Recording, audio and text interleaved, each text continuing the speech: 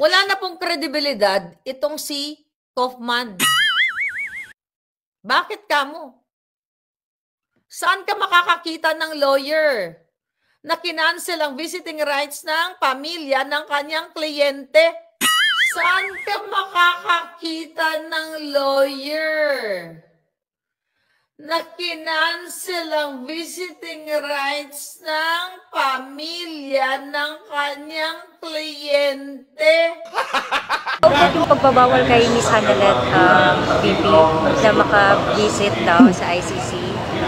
Ang alam ko lang ay merong order galing sa ICC na ipinagbabawal, kinancel.